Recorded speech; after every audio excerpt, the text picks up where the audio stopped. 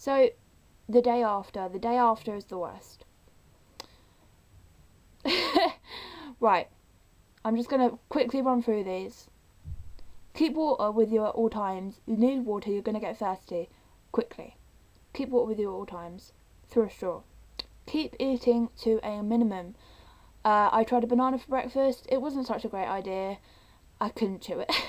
Once you get home, put a pack of frozen veg onto your face, right? And do that for as long as you can stand it. It will cool the blood vessels, and it also help with the nosebleeds and the swelling. So it's a really good idea. Like me, you also might get nosebleeds throughout the day. If this happens, it's really good to have cotton buds and tissues with you at all times, because you can't blow your nose. You physically cannot blow your nose, and if you try, you'll just find loads of blood. You'll cry and you'll be like, "What is happening?" That happened to me. But if you want to be safe, get cotton buds and get tissues and have them with you. I just want to show you this technique to stop the bleeding and to get the clots out of your nose, because that's what's happening. You'll get a lot of clots coming out of your nose, which are like massive long dark red things. They're so gross. Put something cold or freezing on the back of your neck. Tilt your head, and then with just your fingers, pincer the end of your nose shut. Do this for about, you're supposed to do it for about 3 minutes. We're supposed to do it for 10 minutes, but no one can do 10 minutes, so try and do it for 3 or 4 minutes.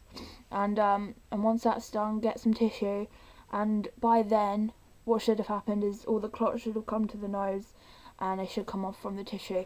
I might have to do it a couple of times to get a good result, but I hope that's helped if any of you suffer from nosebleeds, as I did. I hadn't had one in 5 years, but yeah, that's what happens. Another thing is you might get a lot of phlegm at the back of your throat and your nose.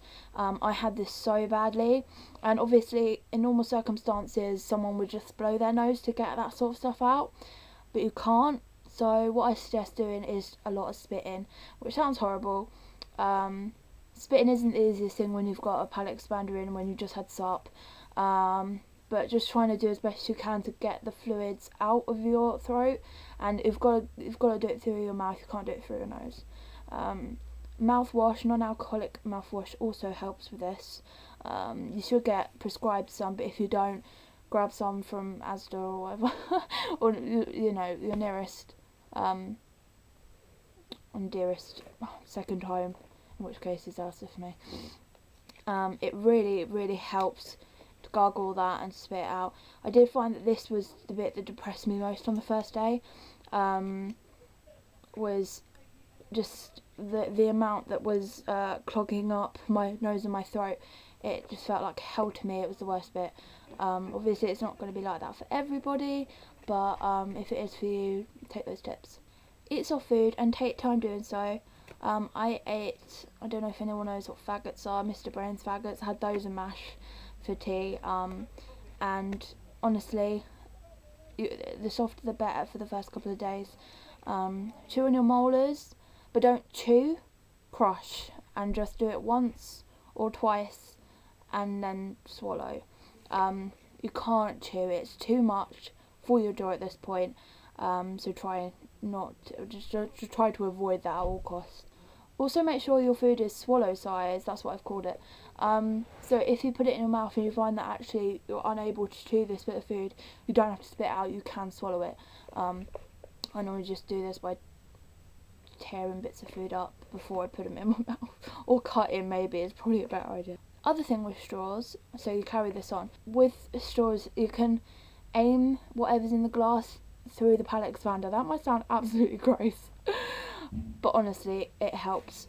If you've got like something stuck up in your palate expander and you don't have a brush, because I never got given a brush for some reason, yeah, directing the straw through the palate expander can get rid of it, which sounds gross, but if you're having tea you don't really want to rush up to go to the toilet, so that could be a useful tip. I had a mini breakdown in the evening. It got too much and I started to feel like I was blaming myself for everything, and for, you know, because I'd sucked my thumb to get to where it was. I'm like, if I hadn't sucked my thumb, I wouldn't have this stupid mouth. I'd be fine. Everything would be fine. Why did I put myself through the surgery? It's very natural to blame yourself for all of it, and to blame yourself, why did I get the surgery? If it wasn't for this, I'd be doing this now, or whatever. It's easy to do that, but try not to. There's not much more I can say on that, apart from it's natural, and the emotional side to anaesthetic is not talked about on videos for Sarpe, and I don't know why, but I've not seen many people talking about it, and I thought I'd bring it up because it is very real, and it's just as bad as the physical effects. Yeah.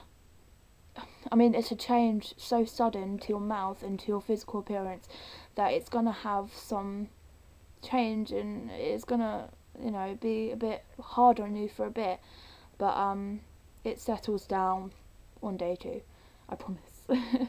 Get as much sleep as possible.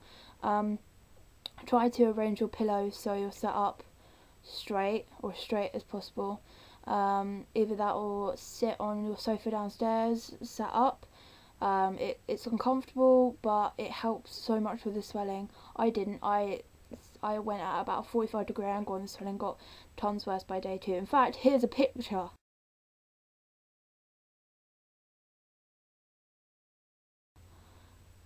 Yeah, that's what you just saw. That. Yep. Take your medication when instructed. And try to kind of wean yourself off of it by day 5. But for the most part, stay with it. It helps. So that was day 1. To go on to day 2, press this annotation here.